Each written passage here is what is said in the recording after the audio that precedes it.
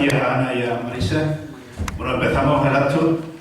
Por mi izquierda, don Pedro Viñuela, profesor del Instituto de Villafranca. Aquí todo el mundo lo conoce, tiene varios libros escritos. Y un hombre que piensa bastante y también lucha bastante con el tema de cambiar la Constitución y de la reforma constitucional. Marisa, que es también de la plataforma para la renta básica y viene también del campamento de Mérida. Y en derecha, Andrés Moriano, secretario general de la agrupación local de Villafranca, del Partido Socialista, y Paco Cerrato, de la Asociación Regional para la Defensa de los Olímpicos. Tengo aquí una serie de preguntas que se las vamos a ir haciendo a los tertulianos y a los que van a debatir, y cada uno de ellos va a tener 3 minutos, en principio 3 minutos para ir contestando. Pediría que no nos alargáramos demasiado porque si no se puede hacer larguísimo. Vamos a intentar de que nos enteremos todo lo que podamos, debatir todo lo que podamos, pero hacerlo también ciertamente un poquito ágil, ¿no? Que vayamos siendo ágiles. Yo voy a empezar leyendo y luego levantáis la palabra, o bueno, que intervenga primero Juan Pedro y luego o vamos un turno como queráis vosotros. Juan Pedro, luego Paco, bueno, como pedir la palabra a cada uno y vamos a intervenir como consideren. La opinión de la población española que escuchamos en la calle nos indica el deterioro cada vez mayor de los partidos políticos y la enorme desconfianza de la gente en ellos. ¿Estáis convencidos que estamos en un sistema político que está totalmente en crisis?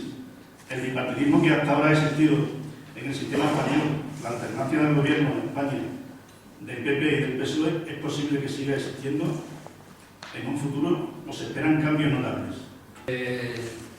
Bueno, yo respondo que sí a lo que ha dicho, es decir, que el sistema español ha generado, como se habría que analizar cómo lo ha generado el bipartidismo, ¿no? Porque en principio no debería por qué ser así, pero bueno, la Constitución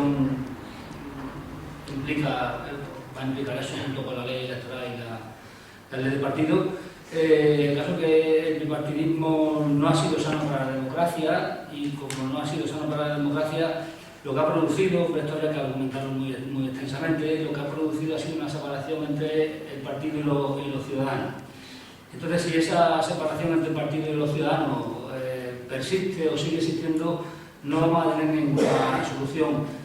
Los dos testimonios que hemos tenido aquí, precisamente lo que nos muestran es la separación entre el partido y los ciudadanos. Y si escuchamos la televisión, pues nos damos cuenta de que la preocupación cuando hay un problema de partido es el partido, como ocurre con el Partido Socialista Obrero Español, el PSC, y como ocurre con el caso Bárcenas, y el ciudadano está en segundo lugar. Entonces, creo que o bien reforma constitucional, que la tendrían que hacer los partidos, que no creo que se haga porque ni la plantean de momento en su programa, o bien un proceso constituyente nuevo, es decir, de hacer una constitución nueva, serían las dos vías, las dos únicas vías que habría para intentar refundar la política, en el sentido de que seamos todos políticos, es decir, tanto el ciudadano como los políticos, porque en esa forma de refundar la Constitución, pues habría también un proceso de refundar los partidos, que es lo que importa, de tal manera que los partidos sean lo que realmente son, en teoría, representantes del pueblo, ¿no? Esto, no tenemos mucho tiempo de debate, pues ya lo he desarrollado. Bueno, ahora tiene la palabra Andrés, que había pedido.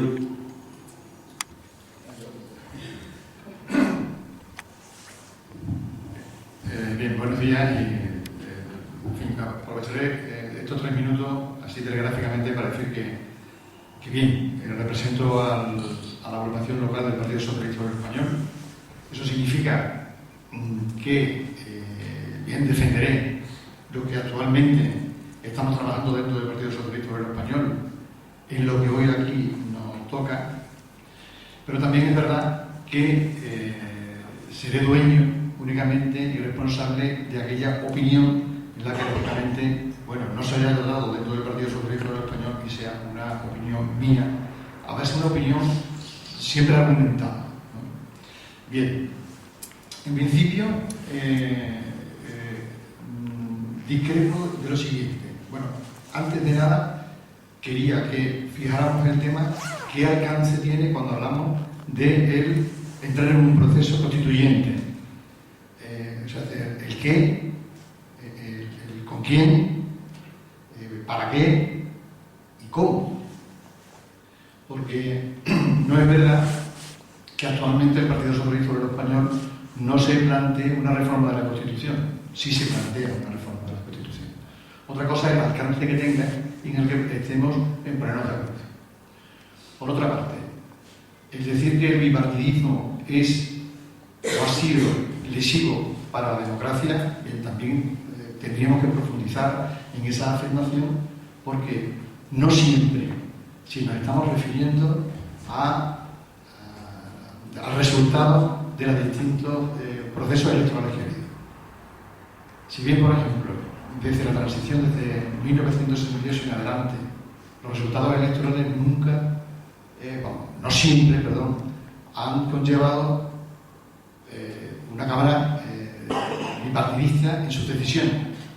Simplemente en la época de Felipe González, excepto en la última legislatura, una del Partido Popular, que no tuvo mayoría absoluta, sí en la segunda, y en los 7 años, pocos 7 años de Rodríguez Zapatero, no hubo en ningún caso eso. Después también habría que entrar en esa profundización, en tanto que la organización del Estado, sí que en las comunidades autónomas se ha dado quizás una preponderancia de los partidos mayoritarios, excepto en las nacionalidades que se consideran históricas. Por tanto, quiero decir, habría que entrar en muchos países. Si me permiten, ya nos ajustamos y luego intervenimos. Sí. Marisa. Sí, a ver, lo que está claro es que al día de hoy estamos en emergencia social. Lo que está claro es que el 50 y tantos % de la juventud está en paro. Lo que está claro es que muchísimas personas de Extremadura y de todo el Estado están emigrando. O sea, el Estado no existe. Por más que la clase media acomodada y burguesa que podamos estar aquí en esta sala, queramos cerrar los ojos y no verlo.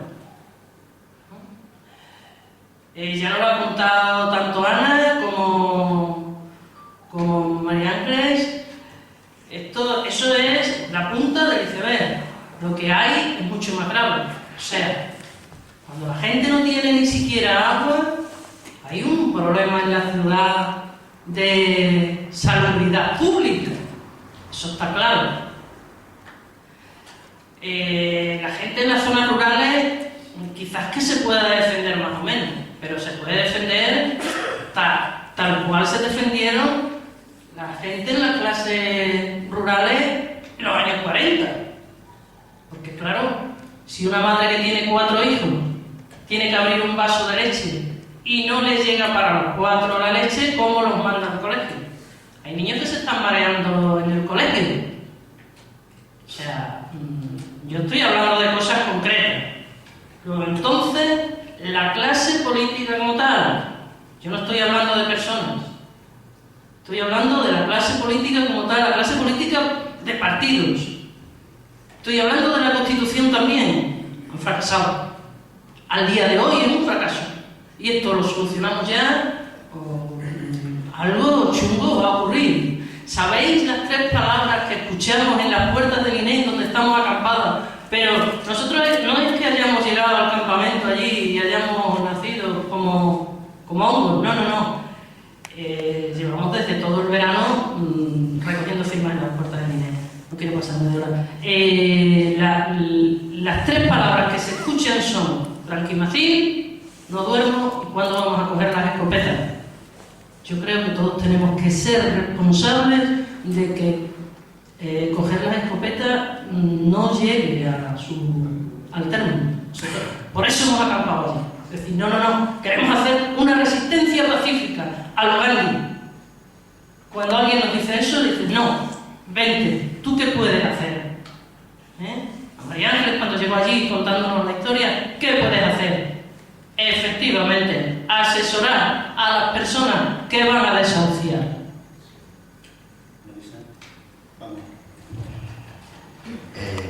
Buenos días a todos y a todas y bueno, creo que está siendo interesante un poco el debate.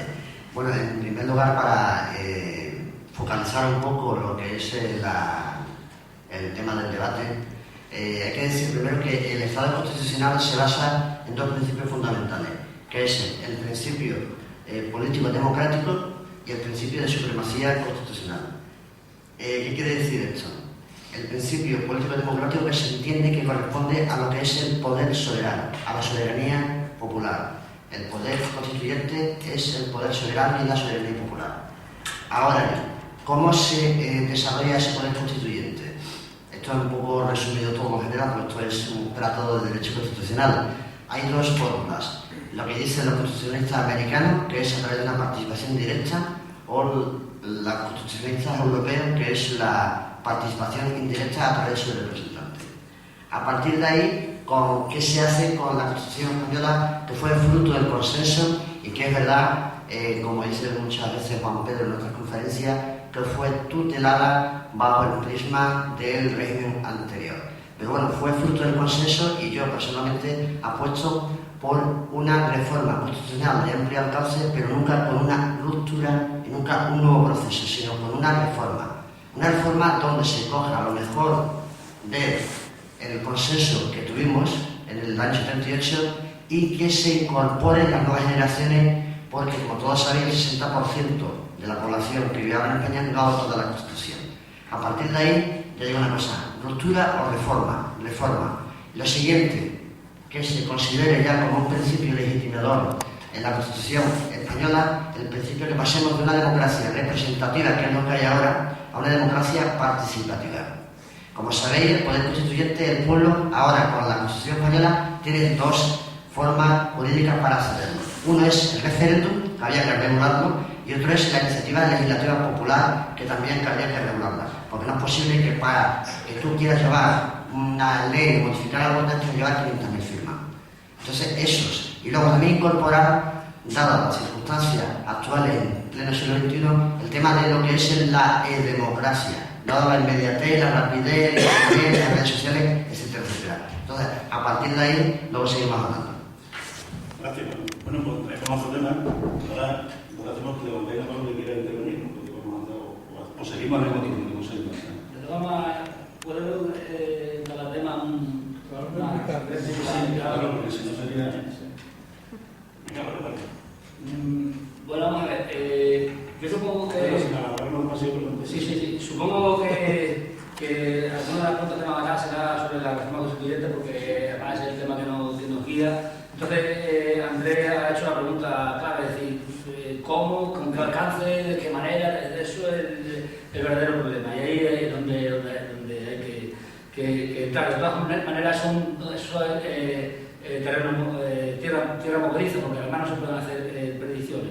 La cuestión es que el pueblo no se siente identificado con la clase política y, bueno, no se siente identificado con la clase política hasta cierto punto, y entonces va a reclamar, o debería reclamar, pues, una refundación de los partidos, es decir, unos partidos nuevos, pero para eso también tienen que reclamar primero una reforma constituyente. ¿Cómo se haría eso? Eso tiene que ser a la fuerza tutelada. De todas formas, no voy a entrar más ahí porque ya tú no harás preguntas sobre la segunda. Luego, lo que sí quiero son matizaciones que van dirigidas a los dos, porque en el fondo habéis dicho lo mismo. Bien, el Partido Socialista y reforma constitucional. Bien, yo sé que voluntad desde las bases de los partidos políticos y concretamente desde la base del Partido Socialista y desde la base del Partido de Izquierda Unida, es decir, voluntad de la izquierda en general, pues la hay. Pero realmente no ha habido reforma de la Constitución, salvo cuando ha interesado estrictamente al partido o cuando ha venido las órdenes de fuera. Entonces, esas reformas que estoy de acuerdo simplemente con la reforma que plantea Francisco, es decir, estarían dentro de una nueva Constitución, pero no me creo que el aparato del Partido Socialista, y ahora mismo la haga, no me creo el aparato del Partido Socialista haga una nueva ley electoral. De ninguna de las maneras. Y eso es lo que nos lleva a otro punto que es el bipartidismo. Andrés, tú has dicho que no hay tal bipartidismo, en parte es cierto y en parte no es cierto. Un momentito, es cierto porque entran los nacionalismos, pero claro, es que el juego de los nacionalismos es el juego del bipartidismo, es decir, los nacionalismos, PNV y CiU, pactan con el partido que no tiene mayoría absoluta y entonces se anula el resto del elenco. Sí, Andrés. No, a mí me parece que, no sé qué pregunta tendrás preparada, pero yo creo que yo estoy muy bien acostumbrado a este tipo de reflexiones y de opiniones para poder rebatir, porque yo creo que es lo que quizás más nos interese a todos los que estamos aquí, con tu permiso. A ver, yo lo que te comento a la mesa es lo siguiente, es decir, si admitimos, como tú estás admitiendo, Juan Pedro, que desde la base, al menos desde la base del Partido Socialista Obrero Español, y considero también que desde otras organizaciones de izquierda en coalición también están en la sintonía de que esto necesita un cambio, porque hay una crisis total. Es decir, yo también quería comentar, analizando cada uno de los grandes bloques de crisis que hacen y se suman y consuman la gran crisis total. Entonces, ante esa situación en la que estamos viviendo y a la que, bueno, pues de una manera más concreta Marisa expresa y de las dos intervinientes que han hablado aquí sobre los problemas concretos, no quiero dejar la expresión de que lo que yo hable se va a la esfera de las elucubraciones y no tienen una consecuencia pragmática e inmediata. Eso que quede claro. Lo que yo planteo aquí es lo siguiente y es lo que está en el fondo de lo que mi organización política quiere hacer. A ver, la gran reforma que el Partido Socialista Obrero Español propone para su discusión va y quiere recabar la participación de ciudadanos con nombres y apellidos, con colectivos, asociaciones que estén organizadas o en género de organización, con los militantes simpatizantes de la propia organización del Partido Socialista Obrero Español. Y se va a centrar, o quiere centrarse, en al menos 5 grandes bloques. Uno que sea y que atienda a nuestra situación en Europa. Es decir, cualquier cambio que queramos hacer desde la base constitucional en España tiene que estar en sintonía con el objetivo fundamental que pensemos para la Unión Europea. Es decir, nada se podrá hacer en España que tenga garantías de éxito si no hay también una gran reforma. No, vamos a hacerlo de... Yo tenía pensado de plantearlo pregunta por pregunta, pero si hacemos varias preguntas, las que tenemos aquí hechas, si planteamos pregunta por pregunta y damos nada más que 3 minutos a cada uno, me estoy dando cuenta que el debate se queda corto y cada vez no podemos rebatir lo que cada uno expone, que es lo importante, y que veamos las diferentes opiniones y las diferentes ideas que tenemos cada uno, porque si no sería absurdo. Solamente tener 4 aspectos así se considera. Uno, que era el papel en Europa. El segundo sería qué modelo económico. El tercero, digo, pero si se contemplara en esa reforma constitucional, qué modelo económico es el que se tiende. El tercero sería la reforma para la calidad democrática de las instituciones, con todos los cambios normativos que ello conllevara, y después también la discusión de la organización territorial del Estado. Y ello conllevaría también el plantearse la forma del sistema político, es decir, si hubiera la posibilidad de plantearse opciones importantes. Vamos a dar oportunidad de intervenir. Lo que voy a hacer es lo siguiente: voy a leer todas las preguntas que tenemos aquí y luego cada uno intervenga según crea. Una y respondemos Una, entonces se va a alargar más. Bueno, de acuerdo. Marisa, ¿tú quieres decir algo ahora? Sí, vamos a ver. Yo lo que creo es, no sé cómo nos podríamos organizar, ¿no? Pero lo que sí creo que para la destitución de esta democracia, o sea, perdón, de esta constitución que no que ya no sirve, tendrían que ser los movimientos ciudadanos. Mira, el otro día fue un importante político de Extremadura al campamento y uno de los chavales le dijo: oye, ¿cuándo vais a disolver vuestro partido? Y le dijo: bueno, te lo pregunto para que entonces, cuando lo disolváis, os podáis venir todos a los movimientos ciudadanos, a trabajar con la ciudadanía. Es decir, esta Constitución no es natural ya. Siempre se habla de los padres de la Constitución. Fijaros, ninguna criatura sería natural si solo tuviera padre. Tienen que estar las madres.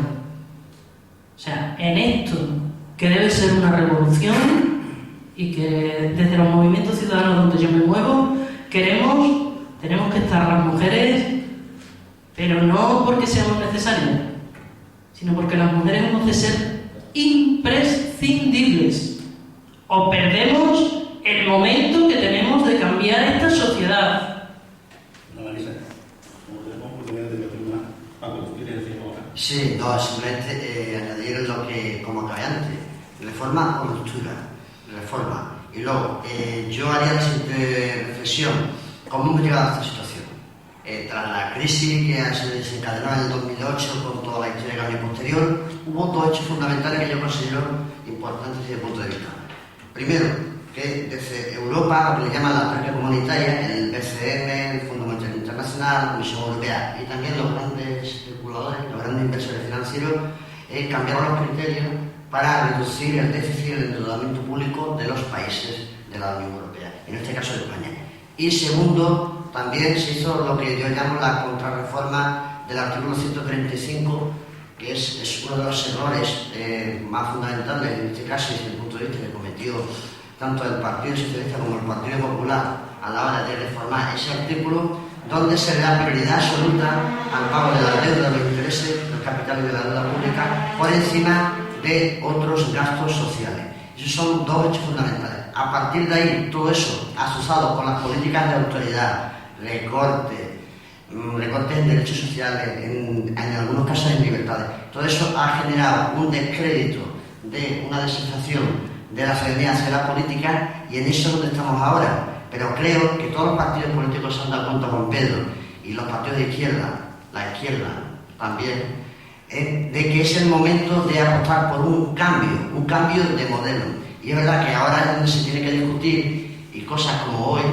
y en todos los otros sitios, es para hablar del cambio del modelo económico, cómo se regula el poder de los mercados financieros, la representatividad política, la reforma de la ley electoral, ley de partidos, etcétera, etcétera. Y que se implique también, creo, tres cosas que se quedaron pendientes en la Constitución del 78, que en ese Paco,